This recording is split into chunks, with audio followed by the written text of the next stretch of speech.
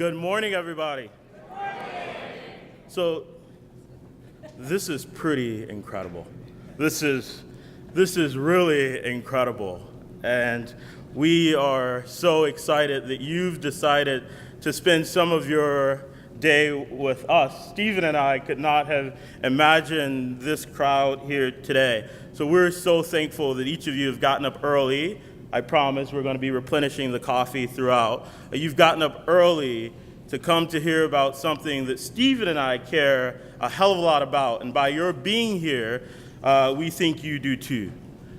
So 50 years ago, Martin Luther King Jr. spoke at Grosse Pointe High School and delivered a pretty powerful speech entitled "The Other America," a title he likely borrowed from Michael Harrington's 1962 book by the same name. In this speech at Grosse Pointe High in March 1968, King moved beyond a mere discussion of people getting along, of race relations in the United States. Though he had often spoken about issues of inequality throughout his lifetime, King's "The Other America" speech is one of the clearest representations of a king we too often forget. A king who was not simply interested in race relations, but a king who died in Memphis, Tennessee, having come to advocate alongside sanitation workers.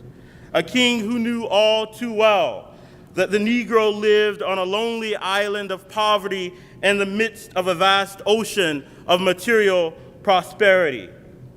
King, in that beautiful and powerful speech, a little more than an hour away from Ann Arbor, noted that there are two Americas. One America, he said, is beautiful for situation. In this America, millions of people have the milk of prosperity and the honey of equality flowing before them. This America, King said, is the habitat of millions of people who have food and material necessities for their bodies, culture and education for their minds, freedom and human dignity for their spirits. In this America, children grow up in the sunlight of opportunity. But, King said, there is another America. This other America has a daily ugliness about it that transforms the buoyancy of hope into the fatigue of despair. In this other America, he continued, thousands and thousands of people walk the streets in search for jobs that do not exist. In this America, King said, millions of people are forced to live in vermin-filled, distressing housing conditions. In this other America, thousands of young people are deprived of an opportunity to get an adequate education, not because they're dumb, King said, not because they don't have the native intelligence, but because the schools are so inadequate, so overcrowded, so devoid of quality, so segregated that the best in these minds can never come out. King spoke these words 50 years ago, but the tragic reality is that he could have spoken the same words today, for there remain two Americas. One that affords the few far too much and deprives so many of the very necessities of life. Yes, there is this other America that is too often too far from the minds of those within the walls of the academy. One in which kids from Detroit, with just as much potential as their peers from the suburbs, struggle to gain access to a university that promises an uncommon education for the common man. This other America, wherein it is not a daily news story that citizens of this country lack access to clean and potable drinking water. This other America, where communities of color face the often brutal reality that the pledge to protect and serve often fails to include people like them. This event began as a dream of mine when I was a second-year student here at the University of Michigan. Like so many who look like me, I had come to the PhD because I imagined that to study politics would give me access to speak truth to power. I had come to study politics not because I was interested in an abstract theoretical conversation, but because I had witnessed firsthand the power of the state to oppress and to set free.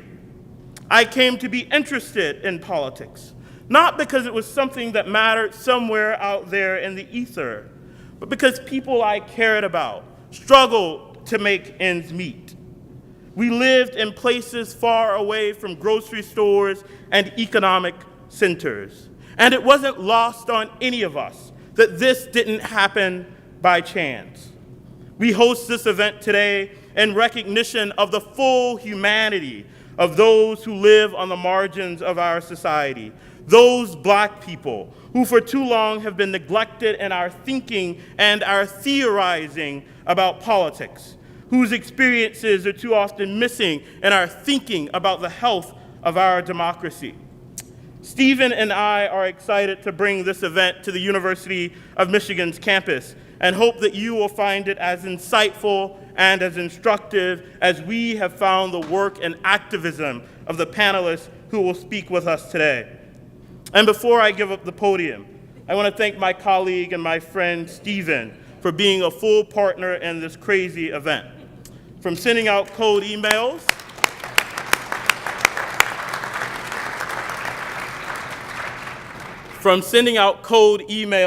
to units across campus, wherein we're proud to say that we raised nearly $19,000 for this event, to helping juggle all the parts of this while I traveled around for the job market. This event would not have happened without Stephen's help, and I will be forever grateful for all that he has done. We're also grateful for our friend and colleague, Stuart Coles, who took on the hard task of organizing grad students to present their work today. We're excited that 5 students will have the opportunity to showcase the excellent work that they're doing. Moreover, I want to thank Jeremy Mitchell and Catherine Allen West. They deserve a round of applause.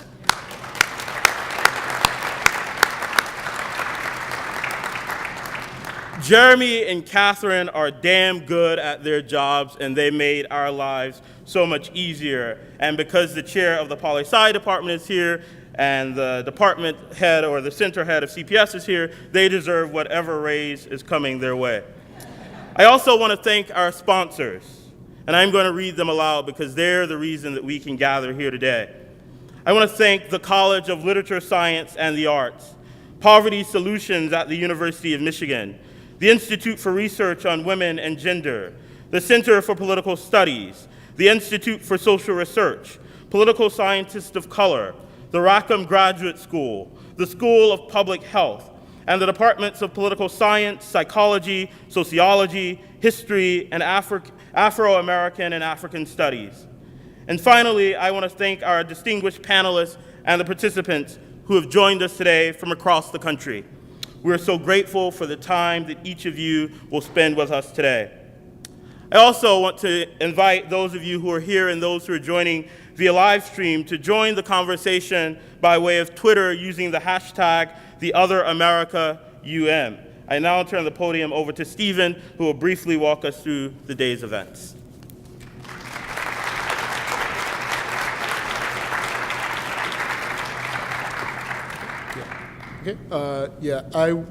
So first, thanks to Hakeem for that great introduction. He's going to hate me for doing this, but he's unfortunately leaving us to take a tenure track position at Stanford next year, so give him another round of applause. So I would like to quickly just reiterate everything he said. We are absolutely delighted to have you all here today for what will, I'm sure, be an amazing set of panels.